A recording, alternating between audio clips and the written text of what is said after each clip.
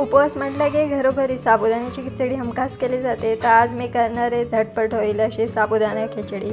चला तर मग सुरुवात करूया.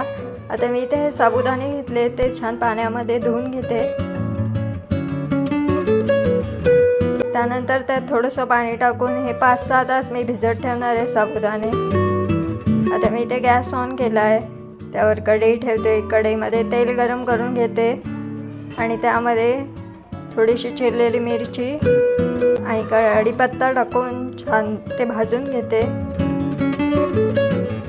आता त्यामध्ये मी हे भिजत ठेवलेले साबुदाणे त्याच्यावर परतवून घेते.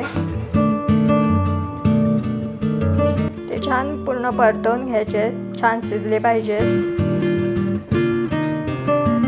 आता मी इथे हे कच्चे शेंगदाणे घेतले, ते छान तव्यावर भाजून घेते.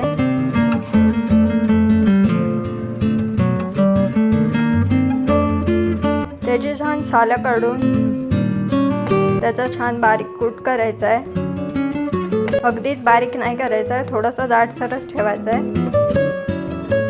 आणि असा हा शेंगदाण्याचा केलेला कूट मी या खिचडीमध्ये ॲड करते. छान मिक्स करून घेते. आता मी इथे वाफवलेल्या बटाट्याच्या फोडी घेतल्या, त्या ॲड करते आणि त्यात हे चवीपुरतं मीठ ॲड करते. आता हे मी छान मिक्स होऊन देते. त्याला छान शिजवून द्यायचं आहे. आता ऑलमोस्ट आपली खिचडी रेडी आहे. तुम्ही उपवासाला नक्की करून बघा आणि तुम्हाला कशी वाटली हे सांगा.